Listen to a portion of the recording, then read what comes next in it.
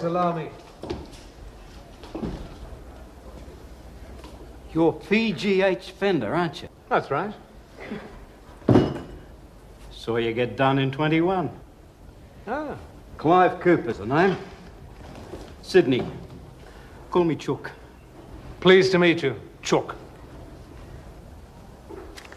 This is Clive Cooper with a report of the first test between England and Australia, held at Brisbane Oval on November the 30th.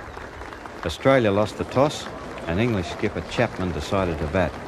Australian skipper Ryder led his team onto the field, which included Bill Woodfull, surely a future captain, Bill Ponsford, Ironmonger, the great bowler Clary Grimmett, Vic Richardson, wicket-keeper Bert Oldfield, and Don Bradman, a young man making his test debut, who I believe holds the future of Australian cricket in his hands.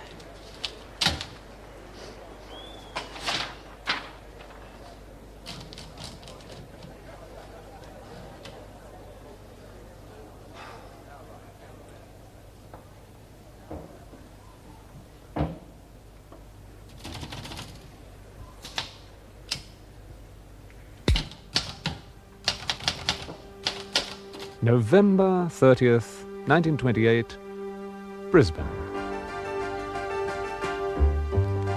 The first day of the first test. England batted first, led by Herbert Sutcliffe. The English batsmen immediately set about destroying the Australian bowling. Hour after hour, the score mounted.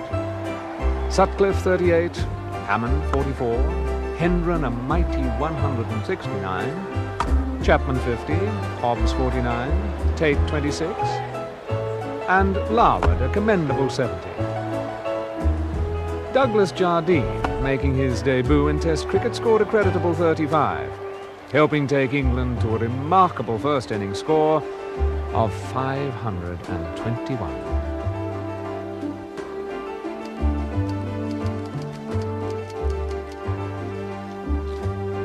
Australia's morale, already shaken by England's score, plummeted as Larwood the wrecker went about his work. Woodfull caught brilliantly by Chapman for a duck.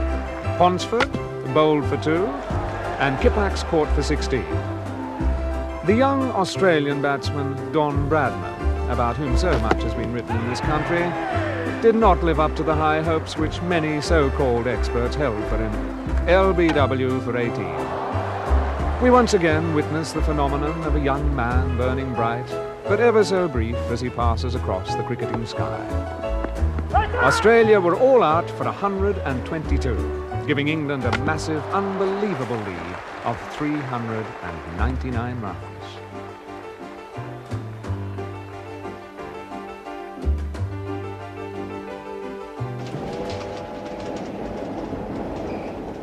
En route to Sydney, the English team left Brisbane with a resounding victory to their credit. In their second innings, the tourists went from strength to strength, and Australia stared defeat in the face. If they're going to contain this English team in the second test in Sydney, the Australian selectors will have to make radical changes to their side. Radical change? Drop Bradman. It's a bloody disgrace. Bullet in the head's a radical change. He's got more talent than all of us put together.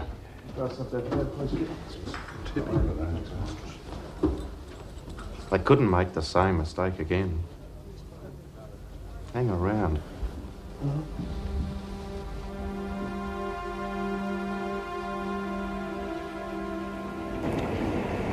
Australia have lost the second test in Sydney, and little wonder, given what must be one of the worst decisions ever made by the selectors in the history of Test cricket. The decision to drop Don Bradman from the batting line destroyed their chances and lowered the morale of the whole Australian team. Another victory for England in the second test. However, the on-field tactics of the English skipper, APF Chapman, are cause for serious concern. He insists on using Harold Larwood as a stock bowler instead of for his shock value. Still, success follows success. The Australians are finding our bowlers unbeatable, our batsmen unstoppable.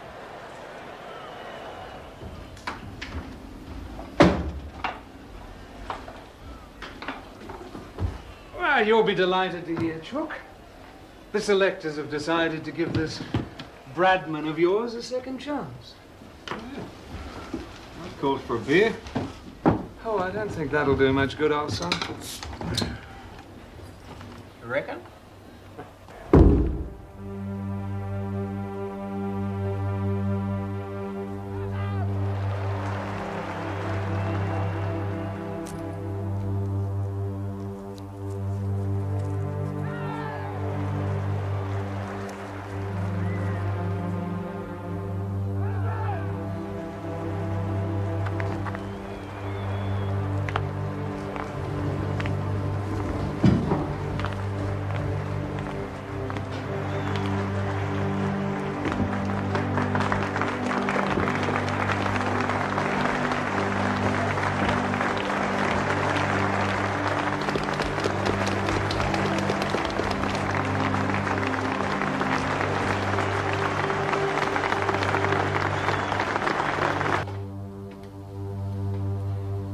He's on his way to the wicket.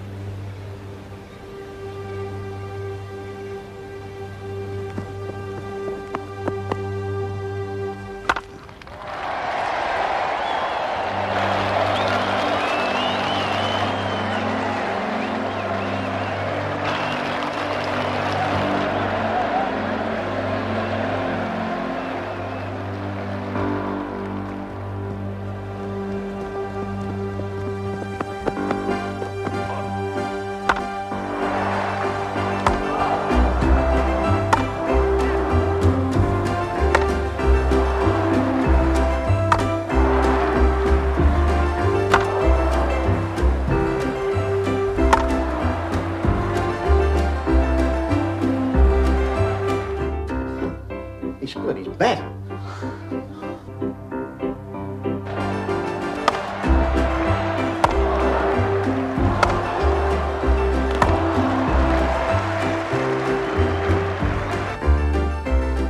'94. Nervous 90s.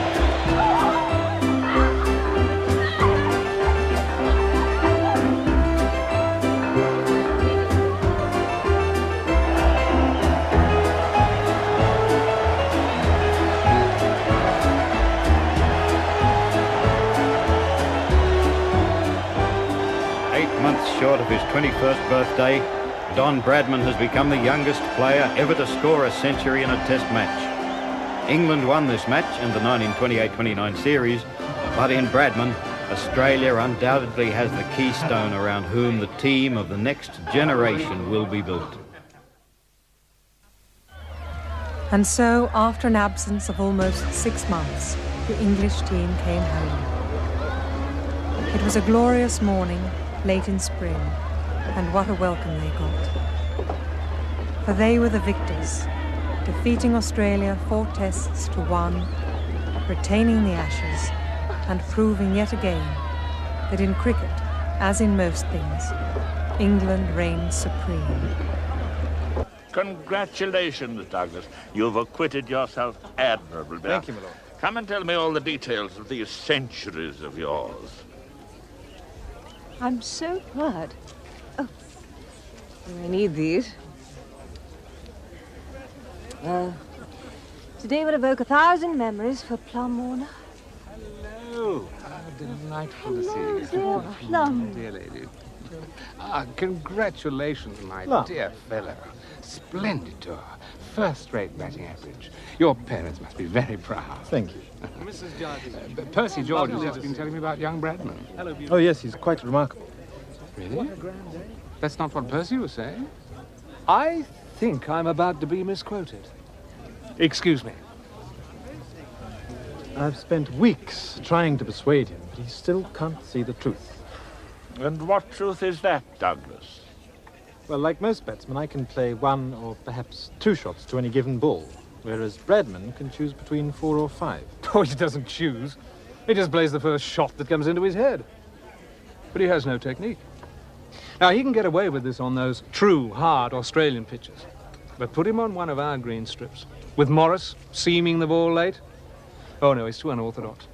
Take the third test in Melbourne. Oh, not that again. Now, it's a very good example, Douglas. Now, on at least 3 occasions, the ball was short-pitched, screaming out to be hooked. He played a cover drive. Oh, it's absurd. No, it's not absurd. At least 2 of those balls went for 4. That's the power of Bradman. He's learned that a batsman's sole objective is to score runs, and he'll play whatever shot, unorthodox or not, which best fulfills that purpose. It makes it almost impossible to set a field to him. Well, I'm sorry, old chap, but I think you're on your own. Well, the skipper agrees with Percy and says Bradman's just a flash in the pan. And Tate says that he'll have to play a straighter bat if he comes here and plays on one of our wet wickets. Exactly. They're older men, steeped in the conventional methods of play. Oh, thank you very much. Bradman is something totally new. He's not interested in playing classic shots. He's never had any formal training, so he's developed his own style, a unique approach. I believe if he continues to develop, we could see scores none of us have ever dreamed of. He could rewrite the record books. He could change the very nature of the game. Oh, come, Douglas. That's being unnecessarily alarmist. No batsman in the world has ever done that. I must say, in fairness, there are hundreds of thousands of Australians who'd agree with Douglas. Out there, he's become quite a celebrity. It's not a very pleasant sight, Bradman standing in the middle of the pitch, bat raised, the crowd chanting his name. As a society, they seem to crave heroes. Well, I like Australians.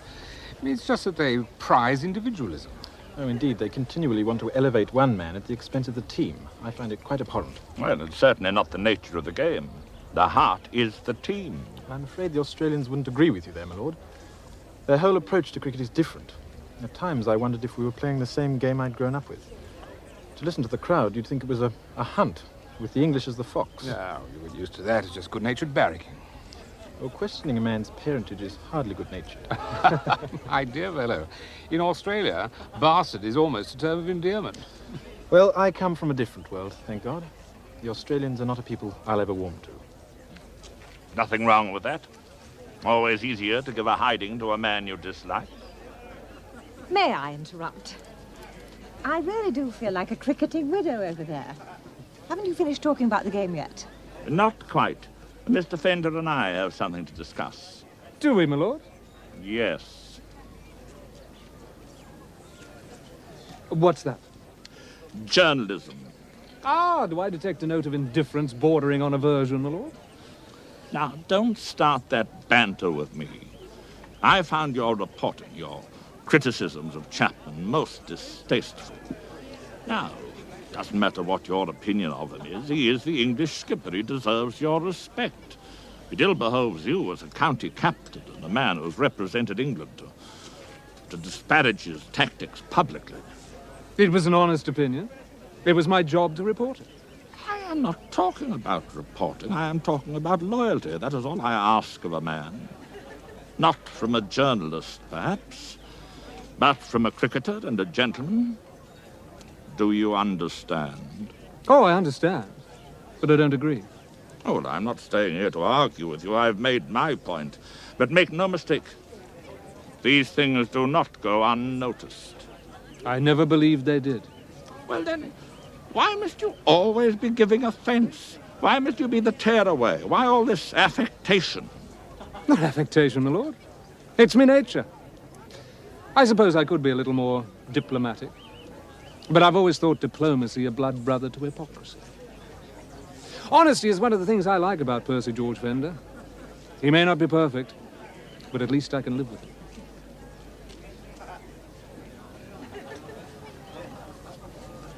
Oh, Well, what was all that about? Oh, nothing much. My attitude, behavior, personality. That's all.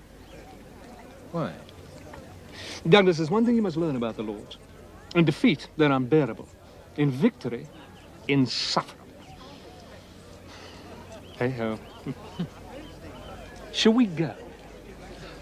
Let's.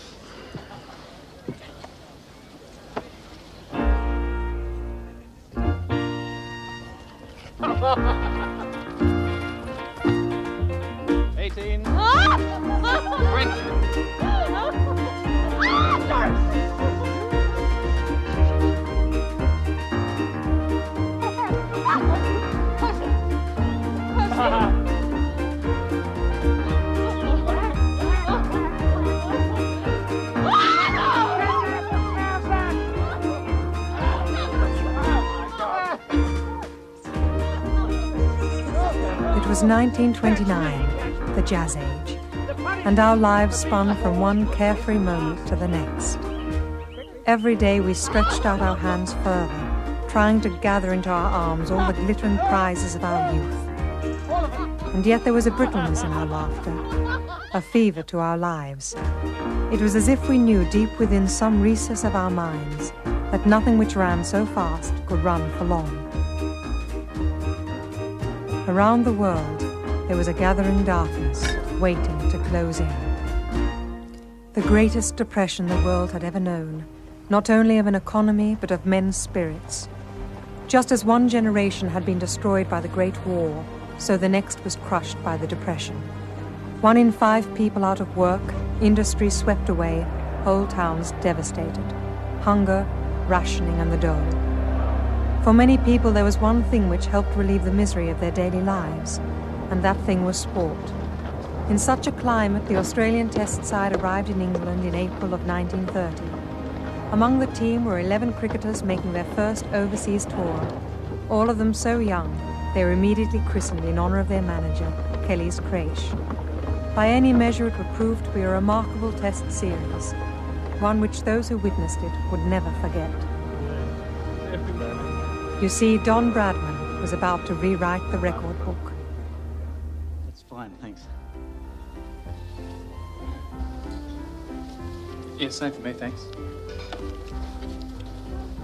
Make that 3. Make it 7. Bill. Woody did. Lovely Chap, to welcome. see you. Yes. Gentlemen, Welcome. may I introduce Mr. Percy Fender, skipper of Surrey, the finest captain never to have captained England. Oh, thank you very much, Bill. How are Alan? Percy. Pleased to see you. Hello. How are you? Oh, we didn't actually meet in 28. I feel as though I know you, though. I've read most of your articles. Oh, that's more than I have. Hello. Nice to see you. Hello. I think you once described me as a schoolboy batsman. Ah, it's a journalist's whim. On the other hand, Douglas here is a great admirer. Yes, we met in Brisbane. It has led to countless arguments. I think you're in for a surprise. Well, we'll see soon enough. Day after tomorrow. Mm-hmm. Surrey has a very good record against Australian teams. I think we'll give you a run for your money. We'll look forward to it. All the best, guys. Good luck, Bill. You too, Percy. Well, Don, how about the schoolboy giving him a caning?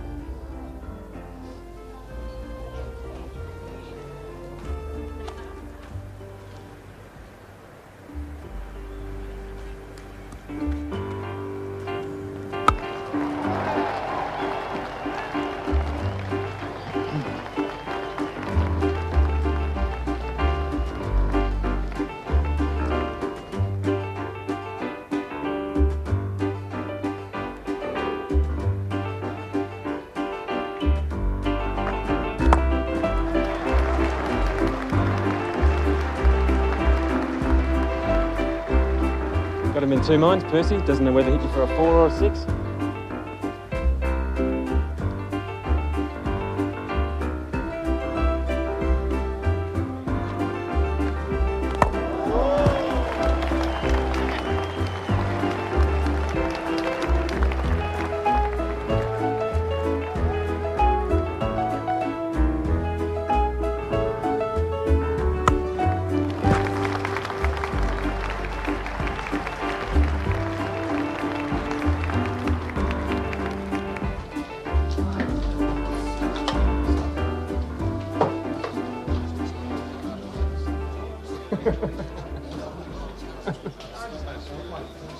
Oh, God. Oh, what a fool he made of me. He put every ball exactly where he wanted, where it would cause me the most humiliation. Don't worry, Percy. It'll be forgotten in a month. He's going to destroy every bowler in the land. As I said, he's unique, a phenomenon. Oh, nobody said we weren't warned. Oh, well done, DR. It's going to be a bleak summer. It will indeed. England's only hope is to think broadly, develop a new strategy, one aimed solely at curbing Bredman. You think so? I think our only hope is prayer. At least God is an Englishman. Or has that changed too?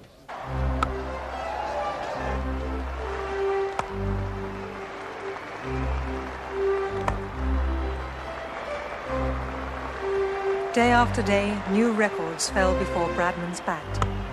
The youngest batsman to score 2,000 runs in a season, the fastest century in Test history, the fastest double century ever, the highest score ever made in a Test. It was history in the making, and on it went, this 21-year-old boy from Bowden, driving the English crowds to delight, the journalists to hyperbole, and the cricketing lords to despair. Might as well throw stones at the Rock of Gibraltar. Perhaps you ought to change the rules, make the little bugger bet off a handicap.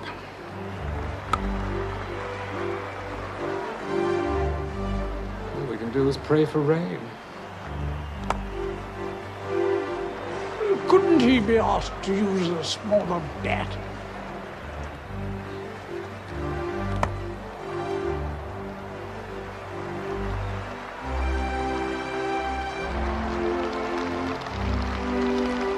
Thanks to Bradman, English cricket was in despair. As Douglas had predicted, he had succeeded in amassing scores other people had never even dreamt of. Worse still, Bradman had led the Australians, who had arrived as underdogs, to victory. The Ashes were now on their way to Australia, where it seemed they would remain, if not forever, at least until Bradman gave up cricket.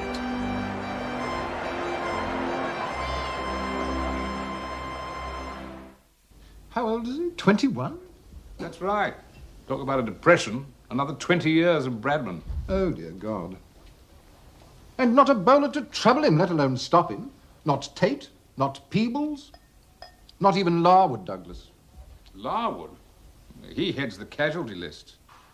Bradman's finished his career. Thanks a lot. There's no profit in talking about individual bowlers. It's like waging war and worrying about an infantryman. Well, that's who does the fighting. Yes, but wars are won by generals.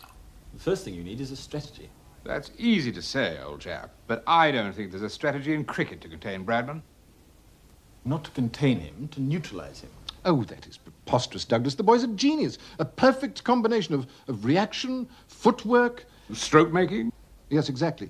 And intelligence. He's the best batsman in the world, no doubt. But the perfect sportsman hasn't been born yet. Every athlete has a weakness. Very comforting, old boy, but unfortunately you can't bowl him out with platitudes. No plum or anything else. We wouldn't listen when Douglas talked of him rewriting the record books. Perhaps we should, now that he's talking of a weakness. I don't claim to know what it is, but I'm sure it's there. You have to find it. That's the first step. On it can be built a strategy. Now, no cricketer, no matter how great, whose skills don't contribute to that strategy, should be in the English team. This country led the world into the industrial age. What you have to do now is to design another machine. A cricketing machine. A whole team, designed to beat one man. Well, I think he's that good. I can't see it myself. Even assuming he has a chink in his armour. It would leave you too weak in other areas. The best teams have always contained a diversity of skills. What Douglas is advocating is putting all your players in one basket.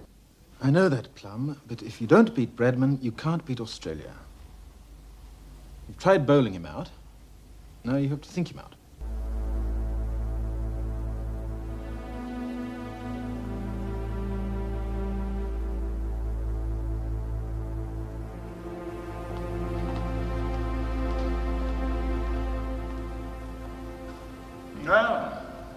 Troublesome times, gentlemen. Yes, another riot today in Manchester. Well, little wonder. Unemployment nearly 20%. I was thinking rather more of Bradman. Oh, yes, he's a problem too. Problem? You might just as well take up tennis. Come on now. You know the British never surrendered, even when their backs are to the wall. You were Secretary of War. Where's your fight? Oh, I've got plenty of fight. But the only way I can see to get Bradman out is to send in a couple of battalions. According to young Jardine, the infantry is useful, but wars are won by generals. What England must have is a clear strategy. Go on. That's the sort of thinking we need. Well, he says if you can't bowl Bradman out, you must think him out. He has this idea of designing an entire team to exploit Bradman's weakness. What weakness? Oh, well, that's what it falls apart. Jardine's rather like a physicist, talking about the atom. He's never actually seen it, but he's absolutely certain it exists. So now, just don't dismiss it. If your physicist had done that, the atom would never have been discovered. I'm going to see young Jardine. It's just a theory, really. I saw him in the last test at the Oval. It was a damp wicket, a fading light. Larwood got up a lot of pace. The ball was rising sharply. Bradman started to look uncomfortable. Well, what batsman wouldn't? But every time he has faced Larwood, he's hit him all over the field. Yes. Well, you were right about one thing. You always said that he had changed the whole nature of the game. Now we have to find a whole new approach. That's the challenge. Who is there can meet it? Well, England has some fine skippers. Who? Chapman? Wyatt? They had their chances this summer. Inadequate. Yesterday's men playing yesterday's game. You know, you have many fine qualities yourself, Douglas, both as a man and as a cricketer, qualities that could be useful to England. As long as you have never been captain of a county team, it's rather difficult for you to be considered. Yes, I know that, my lord. Has Fender ever indicated to you how long he might remain as captain of Surrey? No, my lord, we've never discussed it. Would he stand down? In your favor? I don't know. I'd never ask him. He's my greatest friend. Not even it meant a chance of being captain of England?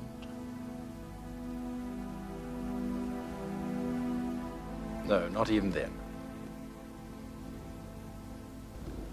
I'm sorry. Oh, don't be. No, don't be. No. I admire loyalty.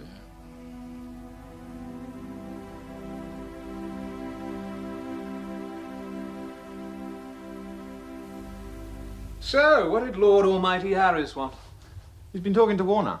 He wanted to hear my thoughts on Bradman. What did you tell him? No, nothing new. What, is that all?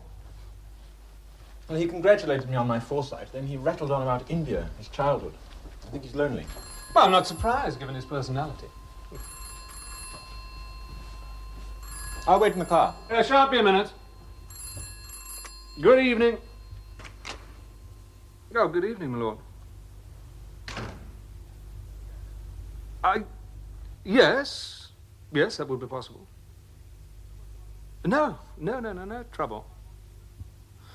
Well, tomorrow morning at 11. Good night.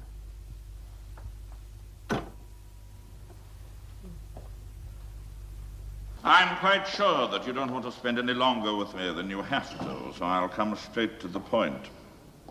If you would, my lord.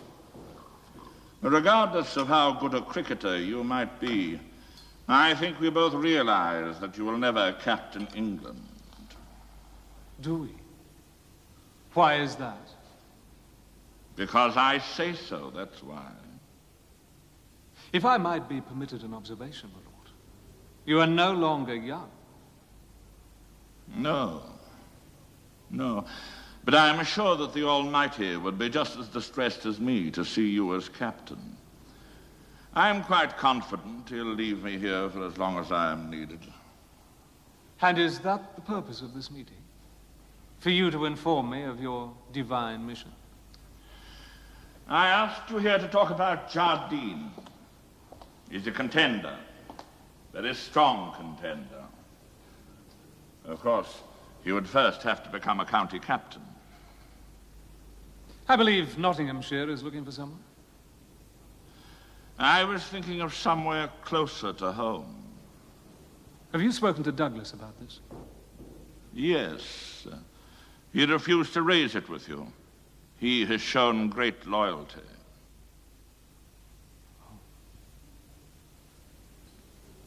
And what do you say? You speak of God, but you give me the devil's alternative.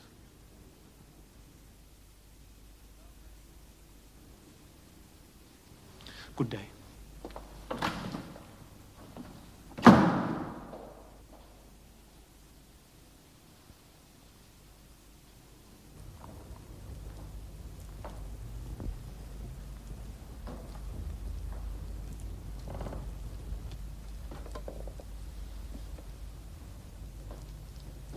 Where the hell have you been? My apologies. Thought you'd forgotten. I'm sorry, Edith. We're about to go. Don't worry. The table was booked for 8. I'm sure they will have held it. Douglas, before we go, I'd like to have a chat, if you don't mind. And a drink?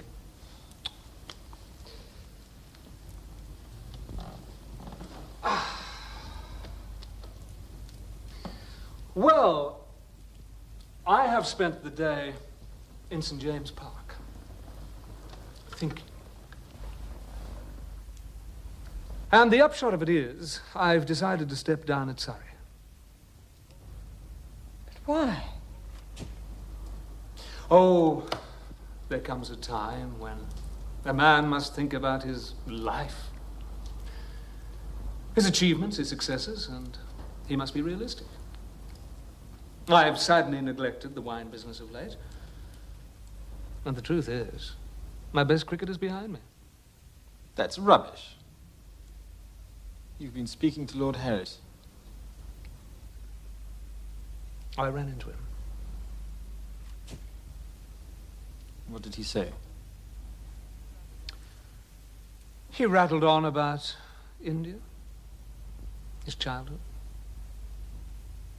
I think he's lonely.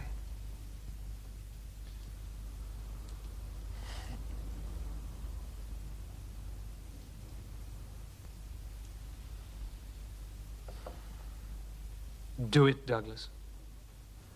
No, I can't. Not like this.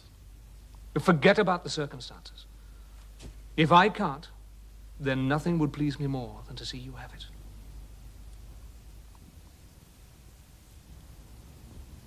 Take it as a gift.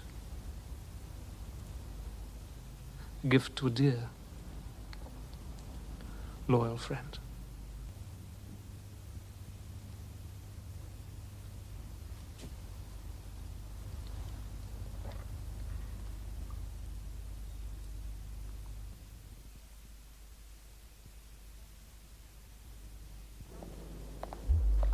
That night, Douglas became captain of Surrey.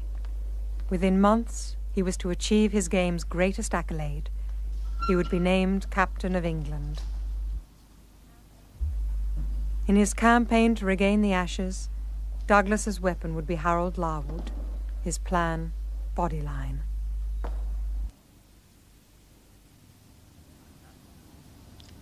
The captain.